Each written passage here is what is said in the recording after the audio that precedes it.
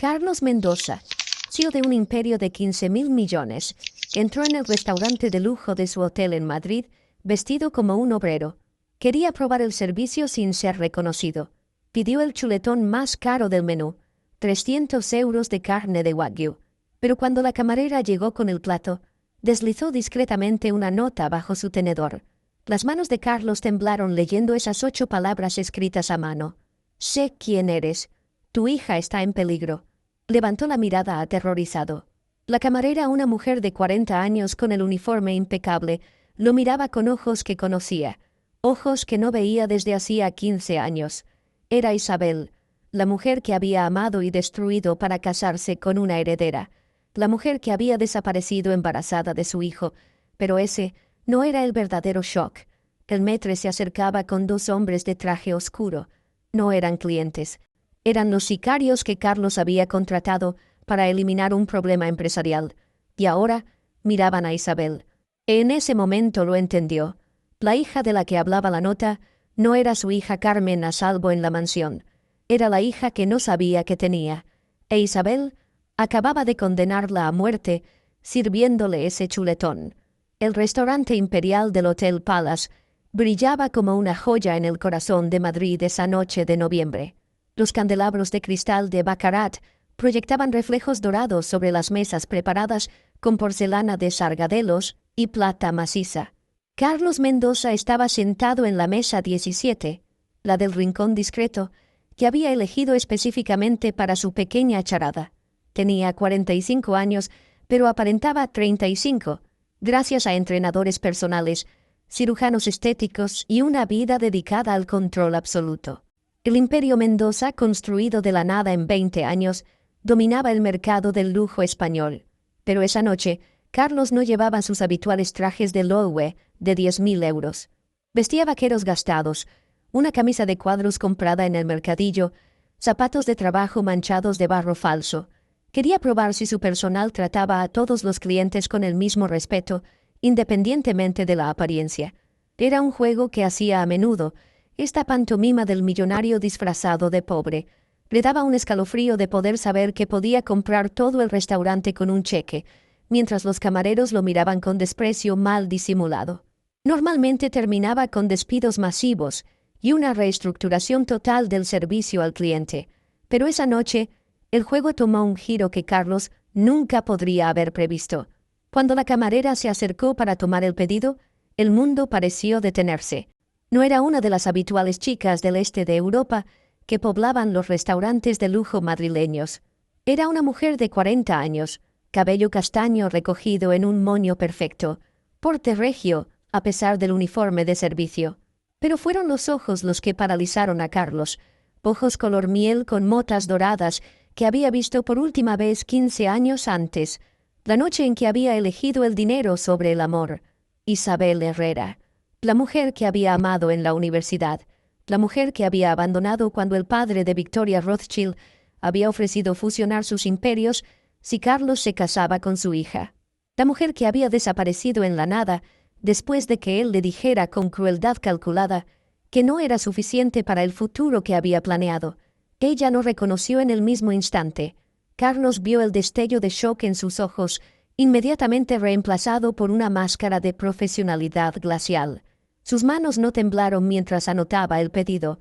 Su voz no vaciló mientras confirmaba el punto del chuletón. Pero cuando se inclinó para servir el agua, deslizó la nota bajo el tenedor con un movimiento tan fluido que nadie se dio cuenta. Carlos esperó a que se alejara antes de leer. 8 palabras que le helaron la sangre. Sé quién eres. Tu hija está en peligro.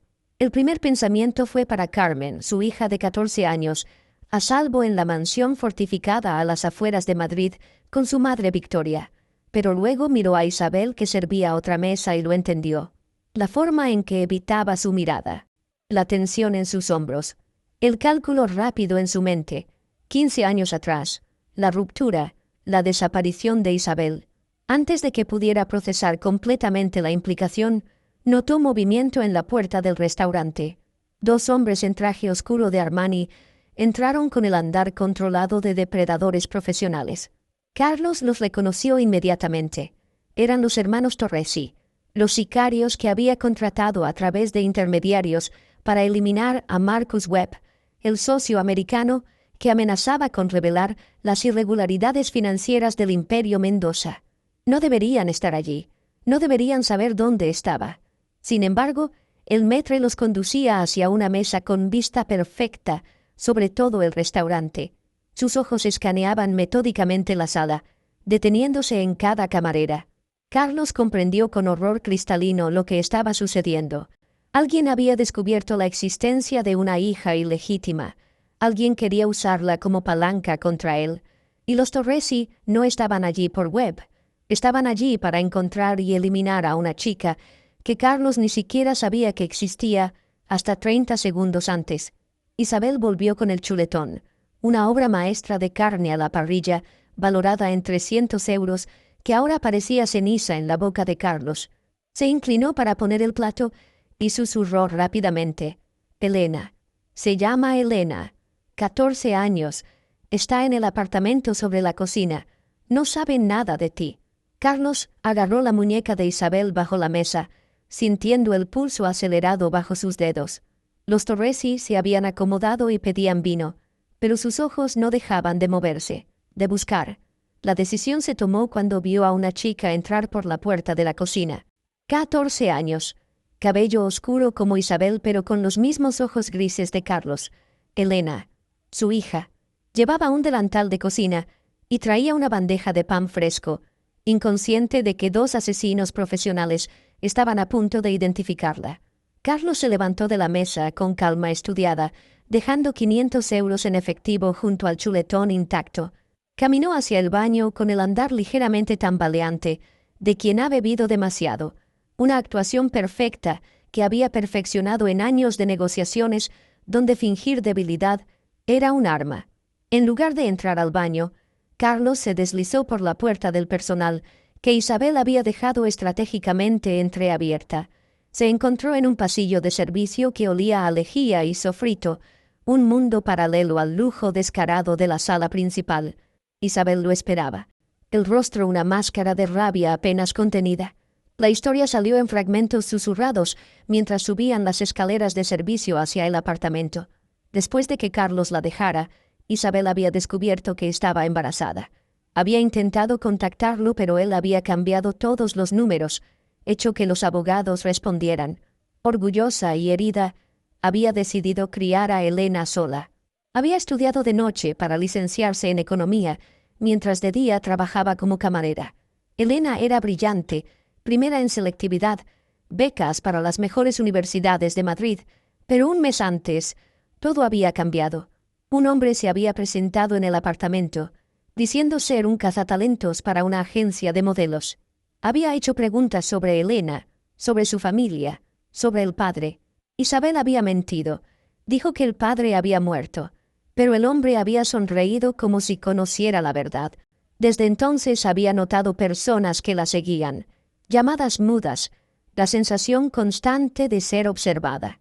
Llegaron al apartamento, un piso de 2 habitaciones modesto pero limpio sobre las cocinas del restaurante. Elena estaba sentada en la mesa de la cocina, inclinada sobre los libros de matemáticas, tan concentrada que no los oyó entrar. Carlos sintió que el corazón se le detenía al verla de cerca. Era hermosa en su simplicidad adolescente, pero sobre todo tenía su misma arruga de concentración entre las cejas, la misma forma de morder el bolígrafo mientras pensaba. Isabel tosió y Elena levantó la mirada. Sus ojos grises, idénticos a los de Carlos, se abrieron al ver a un extraño en su apartamento. Antes de que Isabel pudiera responder, el teléfono de Carlos vibró. Un mensaje de su jefe de seguridad. Los Torresi han dejado el restaurante. Suben hacia los pisos superiores. El pánico explotó en el pecho de Carlos. No había tiempo para explicaciones, reconciliaciones, para la verdad. Agarró a Elena por los hombros, ignorando su grito de protesta. Le explicó rápidamente que era un amigo de su madre, que estaba en peligro, que tenía que venir con él inmediatamente. Elena miró a su madre buscando confirmación. Isabel sintió las lágrimas finalmente rompiendo su compostura. Le dijo a su hija que fuera con él, que le explicaría todo después, que confiara en ella. Se oyeron pasos pesados en el pasillo. Los Torresi habían encontrado el apartamento. Carlos miró frenéticamente alrededor. La ventana daba a un callejón lateral, 3 metros de caída sobre contenedores de basura. No era ideal, pero factible. Abrió la ventana y se volvió hacia Elena. La chica temblaba, pero en sus ojos había una determinación que Carlos reconoció como suya. Le dijo que saltara, que él la atraparía. Elena no dudó. Se subió al alféizar y saltó. Carlos la atrapó. El peso lo hizo tambalearse, pero no caer. Un segundo después, Isabel aterrizó junto a ellos con la gracia de quien ha pasado una vida esquivando problemas. La puerta del apartamento explotó. Se oyeron gritos, órdenes gritadas, el ruido de muebles volcados. Carlos tomó a Elena de la mano y corrieron por el laberinto de callejuelas detrás de la Gran Vía, 3 figuras huyendo en la noche madrileña, mientras detrás de ellos se desataba el infierno. El refugio era un ático que Carlos mantenía bajo nombre falso en el barrio de Salamanca, comprado años antes para encuentros que Victoria no debía conocer. Ironía del destino. Ahora servía para esconder a la familia que Victoria no sabía que existía. Elena estaba sentada en el sofá de cuero blanco, todavía en estado de shock, mientras Isabel caminaba de un lado a otro como una tigresa enjaulada. Carlos había activado todos sus contactos. El jefe de seguridad investigaba cómo los Torresi habían descubierto a Elena. Sus abogados preparaban documentos para el reconocimiento legal de la paternidad, pero antes que nada, tenía que enfrentar la tormenta que estaba a punto de caer sobre su vida. Fue Elena quien rompió el silencio con la pregunta que todos temían. Le preguntó directamente si era su padre.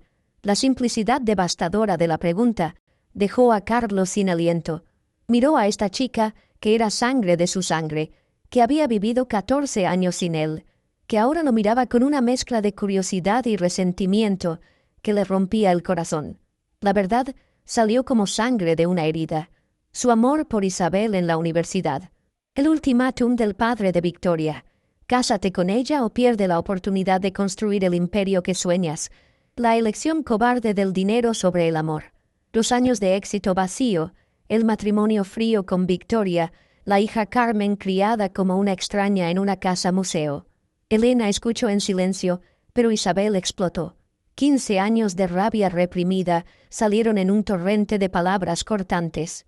Te recordó las promesas que había hecho. Los sueños que habían compartido, cómo la había mirado a los ojos y le había dicho que no valía lo suficiente, cómo había tenido que reconstruirse desde cero, trabajar 3 empleos para mantener a Elena, renunciar a su carrera para ser madre y padre a la vez. Pero la revelación más devastadora vino del teléfono de Carlos. El jefe de seguridad había descubierto quién había ordenado el golpe contra Elena. No era un enemigo externo, era Victoria. La esposa perfecta, la princesa de los negocios que Carlos había desposado por interés, había descubierto la existencia de Elena a través de un detective privado y había decidido eliminar la amenaza a la herencia de Carmen antes de que se hiciera pública. Los Torresi no trabajaban para Carlos, trabajaban para su esposa. La traición era total. ¿Te está gustando esta historia? Deja un like y suscríbete al canal. Ahora, continuamos con el vídeo.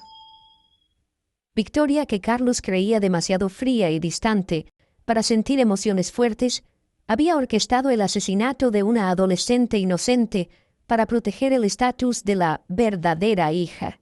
Y Carlos, en su arrogancia, había proporcionado involuntariamente a los sicarios al contratarlos para web. Elena miró a su padre con ojos que de repente parecían mucho mayores que sus 14 años. Le preguntó si la esposa de él quería matarla porque existía. Carlos respondió con una convicción que nunca había sentido por nada en su vida, que no lo permitiría, que era su hija y la protegería. Isabel preguntó amargamente cómo lo haría, escondiéndola para siempre, comprándole una nueva identidad, o eliminaría a su esposa como quería eliminar a su socio. Carlos sintió el peso de sus elecciones aplastándole el pecho. Había construido un imperio sobre la despiadada capacidad de eliminar obstáculos sin remordimientos. Pero ahora, mirando a Elena, comprendió que todo lo que había construido no valía nada, si no podía proteger a esta chica que no conocía, pero que ya amaba con ferocidad primitiva. Las siguientes 72 horas fueron una partida de ajedrez jugada con vidas humanas como piezas. Carlos activó recursos que nunca había usado. Cobró favores que había guardado para el apocalipsis empresarial. Los Torresi desaparecieron, llamados por alguien más poderoso que Victoria.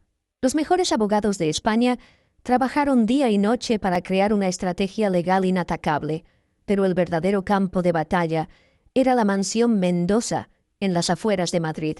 Carlos volvió a casa la tercera noche, encontrando a Victoria en su estudio de cristal y acero, bella y letal como una orquídea venenosa. Bebía champán mientras miraba los jardines iluminados, como si no hubiera ordenado el asesinato de una niña. La confrontación fue quirúrgica en su brutalidad. Carlos puso las pruebas sobre la mesa. Grabaciones de las llamadas de Victoria con los Torresi, transferencias bancarias, fotografías de Elena bajo vigilancia. Victoria no lo negó. Es más, sonrió con una frialdad que Carlos nunca le había visto. Le explicó con calma aterradora cómo siempre había sabido que él no la amaba, cómo había aceptado el matrimonio como una transacción comercial. Pero Carmen era suya, solo suya, y no permitiría que ninguna bastarda amenazara la herencia de su hija. Era negocio, dijo, como todo en su vida. Carlos miró a esta mujer con quien había compartido cama durante 14 años y no la reconoció, o tal vez la veía por primera vez. Victoria no era la princesa de hielo que siempre había creído. Era un depredador que había escondido los dientes detrás de pintalabios Chanel y sonrisas de portada. La negociación que siguió fue digna de un tratado de guerra. Divorcio inmediato. Victoria mantendría el 40% del imperio Mendoza y la custodia exclusiva de Carmen. A cambio, reconocería a Elena y garantizaría su seguridad. Cualquier movimiento contra Elena o Isabel sería considerado una declaración de guerra, y Carlos tenía grabaciones suficientes para destruirla. Victoria aceptó con la misma emoción con que firmaba contratos millonarios, pero antes de irse, soltó la última bomba. Le dijo que Carmen sabía todo, que le había contado que su padre tenía otra familia, que siempre las había traicionado, que no quería volver a verlo. Carlos sintió el golpe como un puñetazo físico. Carmen, la hija que había criado en el lujo pero sin amor, ahora lo odiaba por haber traicionado a una familia que nunca había sido real. La ironía era atroz.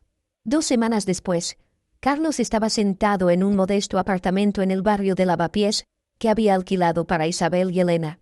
Ya no estaban en peligro inmediato, pero sus vidas habían cambiado irrevocablemente. Elena asistía a un nuevo colegio privado bajo escolta discreta. Isabel había dejado el trabajo en el restaurante, aceptando a regañadientes el apoyo financiero de Carlos. Pero el dinero no podía comprar lo que se había perdido. Elena miraba a Carlos con una mezcla de curiosidad y desconfianza.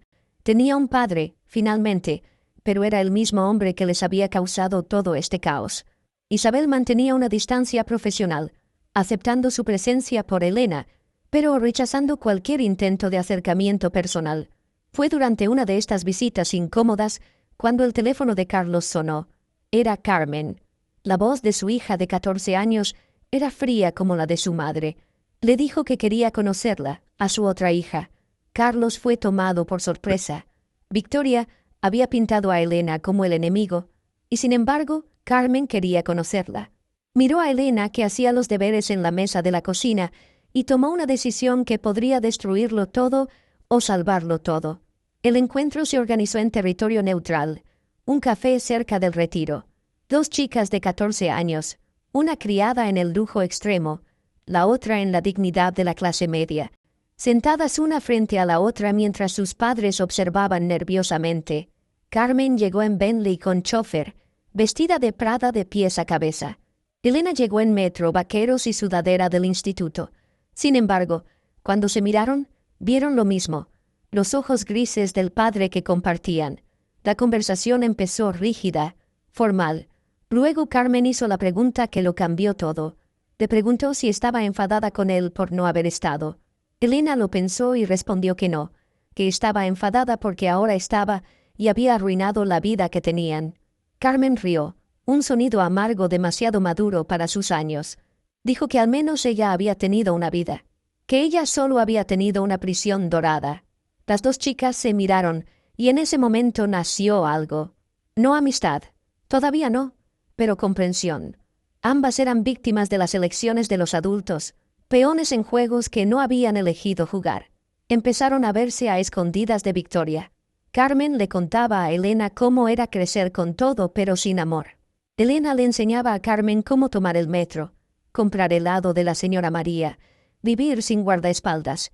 Carlos e Isabel las observaban, asombrados de cómo estas dos chicas estaban construyendo un puente que los adultos no conseguían cruzar. 6 meses después de aquella noche en el restaurante que lo había cambiado todo, Carlos Mendoza estaba sentado en una oficina muy diferente de la torre de cristal que había dominado. Era un edificio normal en el barrio de Chamberí, sede de la nueva Fundación Mendoza para la Educación. Había vendido el 50% de sus acciones empresariales, usando los beneficios para crear algo significativo. Elena estaba sentada frente a él, explicando su proyecto para un programa de tutoría para jóvenes desfavorecidos. A los 14 años y medio, ya tenía la visión y determinación que Carlos reconocía en sí mismo, pero templada por la compasión que había heredado de Isabel. La relación entre padre e hija se había construido lentamente, ladrillo a ladrillo. No era fácil. Elena no olvidaba 14 años de ausencia, y Carlos no sabía cómo ser padre sin comprar afecto.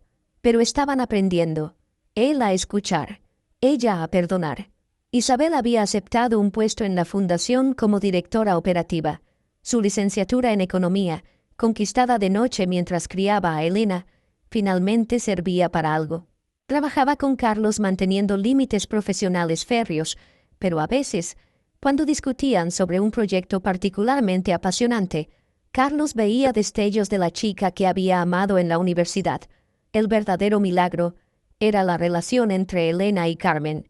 Las hermanastras se habían vuelto inseparables, unidas por la extrañeza de su situación. Carmen había desafiado abiertamente a Victoria, amenazando con revelar los intentos de asesinato si no le permitía ver a Elena. Victoria, siempre pragmática, había cedido. Mejor una hija rebelde que una en prisión por complicidad en intento de asesinato. El imperio Mendoza continuaba prosperando, ahora dividido entre Carlos y Victoria como dos reinos separados pero no hostiles. La Guerra Fría se había convertido en una paz armada, mantenida por la destrucción mutua asegurada de la información que cada uno tenía sobre el otro. Pero fue una tarde de noviembre, exactamente un año después del encuentro en el restaurante, cuando el círculo se cerró de manera inesperada. Carlos había sido invitado a cenar en el apartamento de Lavapiés. Isabel cocinaba. Elena ponía la mesa. Carmen había llegado a escondidas de su madre.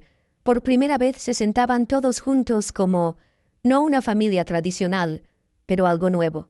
Durante la cena, Elena levantó su vaso de zumo de naranja. Dijo que quería hacer un brindis por ellos, que no eran una familia normal, pero eran una familia. Disfuncional, complicada, nacida del caos, pero real.